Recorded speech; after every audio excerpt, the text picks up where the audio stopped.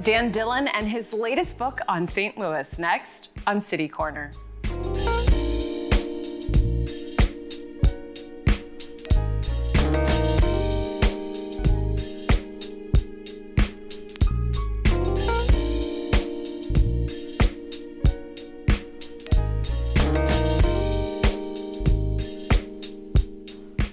I'm Sarah Thompson, and welcome to CityCorner. Well, we love St. Louis here at STL TV, and you love St. Louis, but what is your Lou IQ? That's right, your Lou IQ, and that is the premise for Dan Dillon's latest book, The Ultimate St. Louis Trivia Quiz. So today we're going to talk to Dan about the book, the process of putting together 1,000 questions of St. Louis trivia, and all that good stuff. I am joined in studio by Dan Dillon. Sarah, good to see you. It's really good to see you. Yeah. There's so much to say your name, like author, writer, trivia host, Emmy Award-winning producer, director, writer, all of that. I've been around.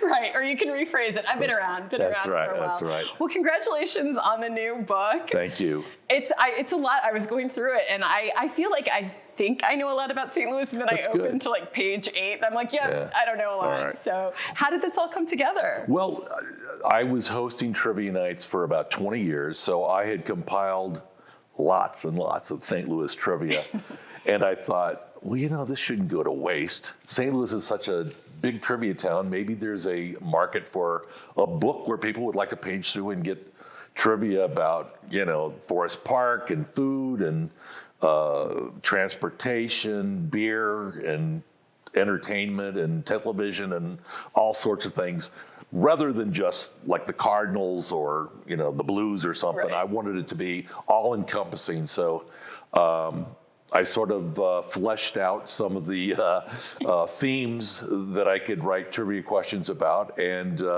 thought that 1,000 questions would be a nice round number, so that's what I came up with. 1,000 questions. 1,000 questions.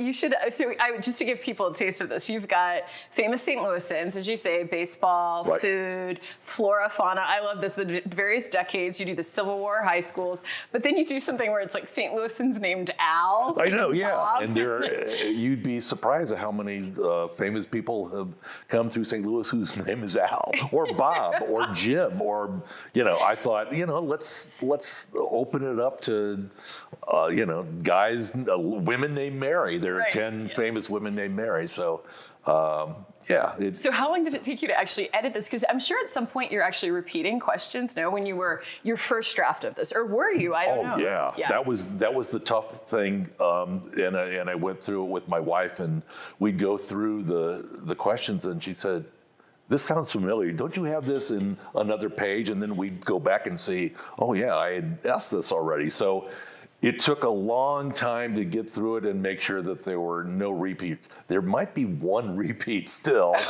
but I think we worked hard to try and make every question different. Yeah. No, I love in your intro too, which I didn't.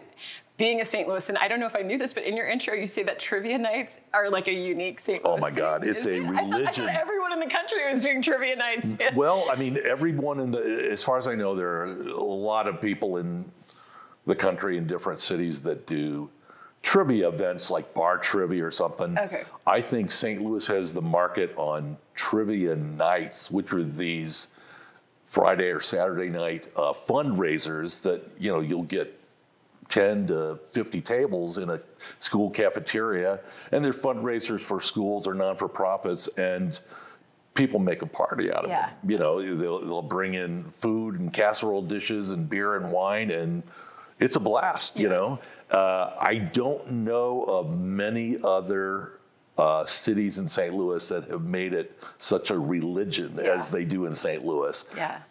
So that's why I thought, a trivia book would go well here. And to do that, I want to make sure that to put this into context. So prior to this, you have 35 years in St. Louis TV, 14 regional Emmy Awards, 20 years of hosting trivia nights. You've been with the St. Missouri History Museum for 6 years. Right. And then you're on the board of the St. Louis Media History Foundation, and you're a proud Mizzou J School graduate. So you've got a lot there to put you in a position to write this book and doing trivia nights. So I'm a has-been, but I has-been, as they say. So you know what you're talking about. Do you find that most St. Louisans actually know a lot of St. Louis history? I'm kind of mixed on this because I find myself talking to people and they're like, I had no idea about something like Forest Park. You're going to come up with some people who are either history majors or really like to read about St. Louis that are going to know a lot about the history and pop culture of St. Louis. But I didn't necessarily cater to those people in the book. I've got, your regular trivia questions. I've got your regular baseball. How tall is the arch? Posted ravioli, and gooey butter cake. But I really went after some nitty-gritty facts and fun information that people probably don't know about, but maybe you should. And we'll go over it in some of the pictures. I'll tell you what I came up with. That's a great segue into some of the pictures. So you shared some photos with us. And so, let's walk through this. The first one we have is a lady photographer. It is. At least that's how you know. But what era they're looking at? Let me guess here. Is this, turn of the century? Or You're very close. And I want to make sure folks know this particular photo is not in the book, but I do have a question about her. Okay. And this is one of the questions about somebody that you've never met before or never read about, but somebody ought to know. Her name is Jessie Tarbox Beals.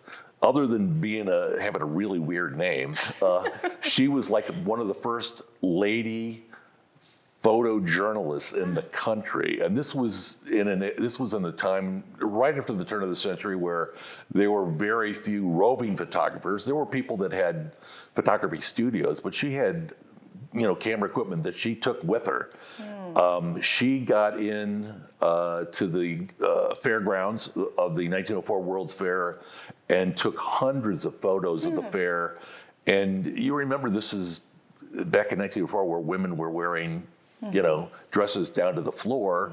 So she's wearing these long dresses in the middle of the summer, carrying, I don't know how heavy her camera was. It was probably 30 to 35 pounds. But she was going after these shots by going up 20-foot ladders. Wow. She'd go up in a dirigible and take an aerial of the World's Fair. And obviously this was a time when women were not doing this. So she was a pioneer for sure. That's really interesting. Now that's is that one of the nuggets from the Missouri Jessie History Tarbox Museum? Beals, yes. So then we have so I don't know if is it Vulcan? Vulcan, yes, right. Let me make sure. The statue of Vulcan, and if you look at the bottom of his right foot, you'll see a human being down there that gives you a perspective of how big that thing. 56-foot tall statue of Vulcan, the largest cast iron statue ever made, and it still exists. It was part of the Alabama pavilion here in the 1904 World's Fair. After the fair, they shipped it back to Birmingham, Alabama. It still exists. It's up on top of Red Mountain, which I believe is the highest point in Birmingham, and it's sort of like an icon in the city, but still the tallest cast iron statue in the world. Wow.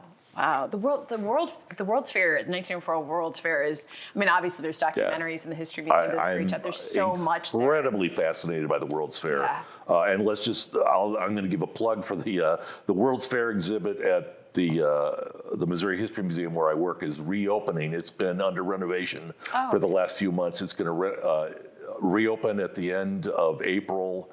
And I recommend everybody come back and take a look because it's got a fantastic gallery with a 3D map of the World's Fairgrounds. It really is going to be special when it reopens. Really neat. It was really something when you look at those photos. So before we go, St. Louis Stars. That's St. Louis Stars with the Negro League. They played, I believe, from 1906 to like 31 or 32. Cool Papa Bell. People will recognize that name because he's in the Hall of Fame at Cooperstown. He played on that team at one time, And they played in Stars Stadium, I believe was the name of it, which is on Compton. And right now it's part of Harris Stowe Teachers College, where that is. But they did not play in Busch Stadium. They played in their own field.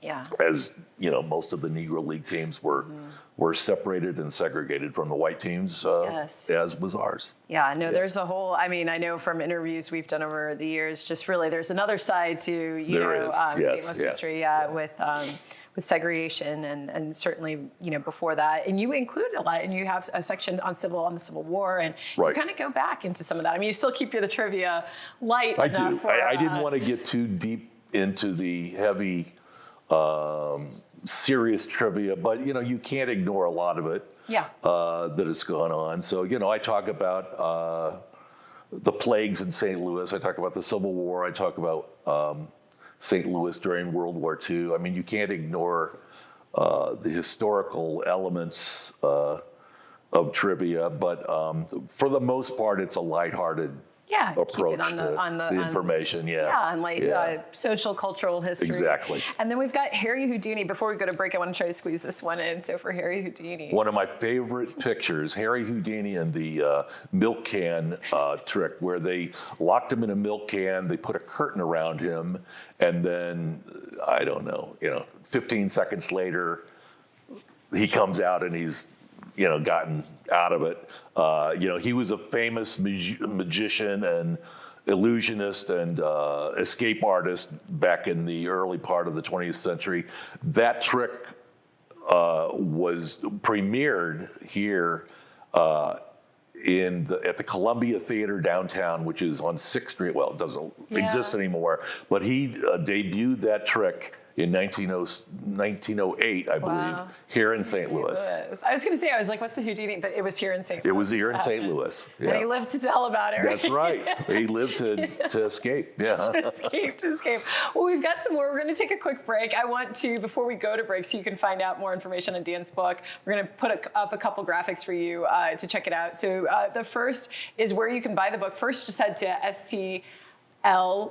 How would I say this? STLouisTrivia. St. Louis Trivia, I just say St. Louis Trivia. .com. Thank you. I'm so used to saying STL. I'm like, I say it every day. That's why it's so easy for me. STLouisTrivia.com. And Amazon, you can also purchase the book at local bookstores. We've got that up there on your screen, plenty of local bookstores, a way to support local bookstores. And then also, if you're just interested in learning more about what Dan does, he has another book as well that was published nearly 20 years ago. That's right. And he also does trivia nights. You can head to, you can email him and contact him at that information, or go to the Facebook page. But we're gonna have more with Dan Dillon and talk about his book when we return. So stay with us, we'll be right back.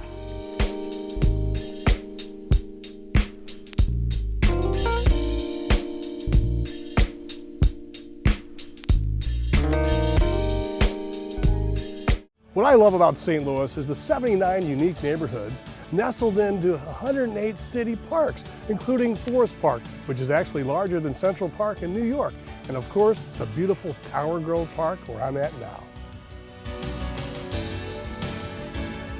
Oh, the St. Louis Blues. We've got the St. Louis Surge, two-time WBCBL champions. We've got Harris Stowe, Wash U, St. Louis University, and of course, the 11-time World Series champion, St. Louis Cardinals. So come experience St. Louis. When I arrived in the U.S. at 19, I struggled to find job opportunities without a high school diploma. Everything I have, my education, my career, my marriage, I owe to the Adult Literacy Center and my teachers. Your achievement has set an example for so many students. Most importantly, your daughter. Education was the key that unlocked all my opportunities. When you graduate, they graduate. Visit finishyourdiploma.org to find free adult education centers near you.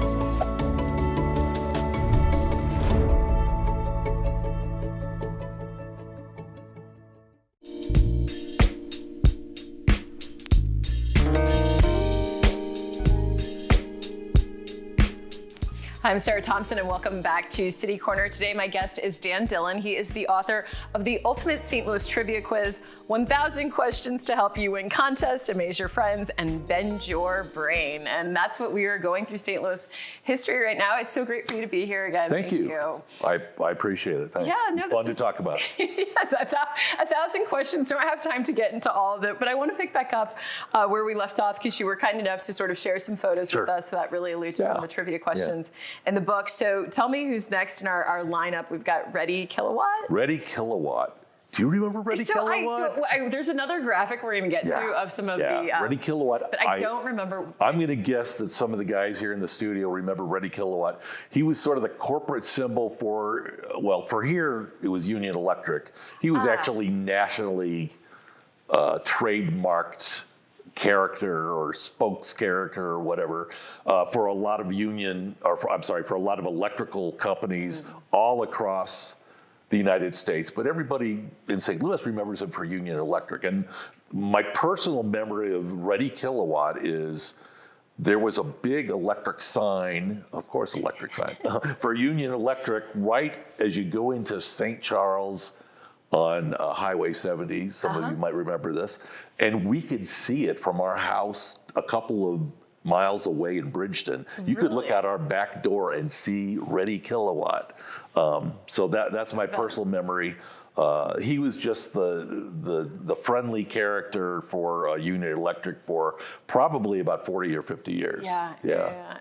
Oh, interesting. Yeah. So I remember when I think of, as you were talking, do you remember the Noah's Ark or whatever that was? Noah's Ark it's in the book as well. Yeah. Is that in your book? The best clam chowder in the St. Louis area. Yes, as you were saying that's what came to mind. And then we've got another sign, so standard sign. The standard sign. And this one is just when they put it, this is the one that's at Skinker and Highway 40. Now it says Amoco. The first one was made out of thousands of light bulbs, and it was in the same location. And people in St. Louis know that iconic sign because it's been there since the 30s. They've changed it quite a few times. It was the electric light standard sign, and then it was they put it up high, and it was a standard sign that was horizontal. Then they changed it to Amoco, but that's been there for years, and anybody who's driven through St. Louis recognizes that area. And the first sign, and maybe the one they have now, is so large that I know that there have been airplane pilots that use it as a navigational icon flying over St. Louis because there's a standard sign. So it's a pretty well-known sign in St. Louis. I feel like whenever that's one of the when we have friends or somebody from out of town, that's one of the. That's right. Did you know as we drive by? And I think the question I have in the book is how many light bulbs did it take to light up that first sign? And I'm drawing a blank. I think it might be like 32,000 or something. Oh my goodness! It was enough electricity to power a small town or something. Or start a slight fire, perhaps. That's right. That's really interesting. It probably sucked all the power from all the houses that were nearby. Right. Yeah. Oh, that's really interesting. All right, our next one, I think. Let me see. So I have in my order. Larry Wilson, maybe. Let me see who comes up if it's Larry Wilson or not. Larry Wilson, number 8 for the Big Red. He was a very well-respected player in the 60s for the football Cardinals. Believe me, before the Rams, there was a pro team here. It was the Cardinals. They were good for several years. Larry Wilson played his entire 13-year career here. He is, I don't know if he's best known for, he's well known for playing in 1 or 2 games with 2 broken hands. He broke his hands and he continued playing. I mean, you talk about playing hurt. He just wrapped them up, and he even intercepted a couple of passes with those broken hands. So he was the player's player back then, and still alive. I believe he's in his late 80s or maybe mid 80s. Wow. But so what's your question in the trivia? It was who played with 2 broken hands? I believe it was what was the name of the player who played with 2 broken hands? Yeah.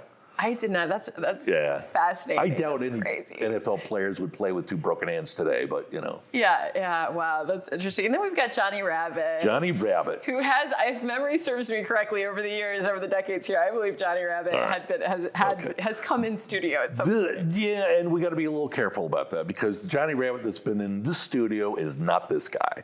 Yeah, okay. see, even you. So, okay, mistake. Yeah. Okay, nowadays, No, that's huge okay. disclaimer, right? Yes. I want to clarify it. There is a man that calls himself Johnny Rabbit, and he knows a lot about history in St. Louis. But the Johnny Rabbit that a lot of people remember listening to in the 60s, and this was maybe from 64 to 68 on KXOK, that was the station kids listened to back then, was Don Pietromonaco in the picture there. He took over the job of Johnny Rabbit from the first one, and the ratings went sky high. I mean, KXOK at one time was like one of the top 40 radio stations in the country based on his ratings, and every kid in town listened to that Johnny Rabbit on the radio. So a clarification needs to be made. So is that like when you do this? So with the question, your between him and the man who is now calling himself Johnny Rabbit? Yeah. Got it. Do people confuse? Tell me I'm not the only one. Is that a you're not the only one. You're not the only one. Yep. Yeah. So that's interesting. Yeah. All right, and then we've got last two. Next one is the Ford Assembly Line. The Ford Assembly Line. I think they kept making cars here at the Ford Assembly Line until 2016, I want to say. They opened up the Ford plant in Hazelwood in 1948. Beautiful plant, state of the art at the time. They had at one time made Ford cars down in the Central West End, but this was a state-of-the-art plant. The question I have in the book is, what was the last Ford model to roll off the assembly line before they closed? And I'm not going to give the answer. You have to read the book. Sorry, you have to read the book. I was going to take a guess, but we'll have people buy the book. Buy the book. And then last but not least, for the photo, Chuck Berry. Last but not least, the father of rock and roll, Chuck Berry. I don't think you can see it here because I think I cropped it out. The question is, on the statue of Chuck Berry that's across the street from, what's the restaurant on?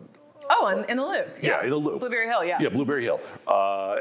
He is playing his iconic guitar, and the brand of the guitar is on the edge of the statue. Oh. What is the brand of the guitar? That's true. That's a lot of people don't remember what guitar he played, but they did a lot of detail in that statue in the Loop. Yeah, that's it. Well, speaking of statues, we do have a scan of the statuesque chapter page in there. We'll take a look at that. So just so people can, for you at home, get a sort of taste of the book, we're going to show this. So there you go. There's Johnny Rabbit and some other iconic statues. So I recognize him. He was the bear for what was Kiel Auditorium, and Dred Scott and his wife. And so we've got statuesque was one. I love some of the titles you did. The other one, we'll have the next page you do, which is Where Am I? Yeah.